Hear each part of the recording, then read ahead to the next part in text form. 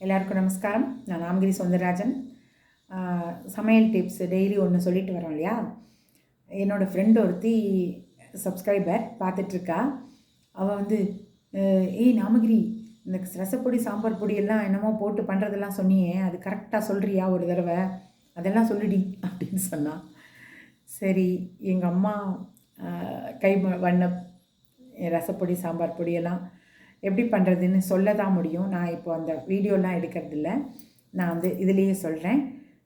Actually ரசப்பொடி நாங்கள் எப்படி பண்ணுவோன்னா, 4 பங்கு கொத்தமல்லி, எந்த கப்பில் எடுத்தாலும், கரண்டியில் எடுத்தாலும் கப்பில் எடுத்தாலும் 4 பங்கு கொத்தமல்லி, 3/4 பங்கு சீரகம், 3/4லேருந்து கொஞ்சம் கம்மி, அரை பங்குக்கு மேலே அது மிளகு, அப்புறம் வந்து அந்த எந்த கப்பில் எடுக்கிறோமோ அதுலேயே மிளகாயை வந்து அந்த காம்பு எடுத்துகிட்டு அதை எத்தனை கொத்தமல்லி போடுறோமோ அதுதான் மிளகா கணக்கு. 4 கொத்தமல்லி போட்டோன்னா 4 மிளகா, ஒரு கட்டி பெருங்காயம் ஒரு சின்ன அளவு, ஒரு மிரளி மஞ்சள் அதையும் தட்டிட்டு அதையும் வறுத்து, கொஞ்சம் கருவேப்பிலை கூட கொஞ்சமாக, நிறைய சேர்க்கக்கூடாது, கொஞ்சமாக வறுத்து இதெல்லாம் தனித்தனியாக வறுக்கணும்.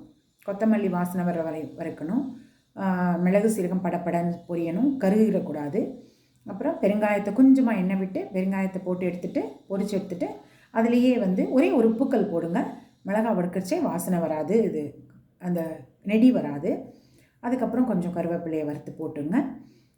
இது ரசப்பொடின்னு பண்ணி வச்சுக்கோங்க. இந்த ரசப்பொடி எல்லா ரசத்துக்கும் நல்லாயிருக்கும். வந்து இதில் ஒன்றும் பருப்பு கிருப்பு எதுவும் சேர்க்கறதில்ல. நம்ம ஒரு டிப்ஸ் சொல்கிறேன் ரசத்துக்கு. நம்ம பருப்பு போடாத அன்னைக்கு பருப்பு ரசம் மாதிரியே பண்ணணுன்னா, துவரம் பருப்பு நல்லா ஒரு ஆழக்கு எடுத்துக்கோங்க, நல்லா வறுத்துருங்க, வாசனை வர்ற மாதிரி நல்லா கொஞ்சம் செவக்க கூட வறுக்கலாம். வறுத்துட்டு அதை தனியாக பொடி பண்ணி ஒரு டப்பாவில் போட்டு ஒரு பாட்டிலில் போட்டு வச்சுக்கோங்க. நீங்கள் இந்த ரசப்பொடியை போட்டு கொஞ்சோண்டு தக்காளி புளி தண்ணி எல்லாம் விட்டு கருவேப்பிலை கொத்தமல்லியாக போட்டு கலந்துட்டு அது கொஞ்சம் கொதிக்கும் இல்லையா, அப்போது இந்த ஒரு ஸ்பூன் அந்த பொடி இருக்கு இல்லையா, துவரம்பருப்பு பொடி, அதை தண்ணியில் கலந்துட்டு அதை விட்டுட்டு நீங்கள் தாளிச்சுட்டு ரசத்தை, நீங்கள் பருப்பு போடாத அன்னைக்கு கூட பருப்பு போட்ட ரசம் மாதிரி இருக்கும். அப்புறம் இது ஊருக்கெல்லாம் போயிட்டு வரோம், டக்குன்னு இந்த மாதிரி இருந்தால் உடனே பருப்பு ரசம் பண்ண மாதிரி சீக்கிரம் பண்ணிடலாம். இந்த மாதிரி அவசரத்துக்கு வேலைக்கு போகிறவங்களுக்கு இந்த மாதிரிலாம் இது உபயோகமாகும். சாம்பார் பொடி இன்னொரு நாளைக்கு சொல்கிறேன். தேங்க்யூ.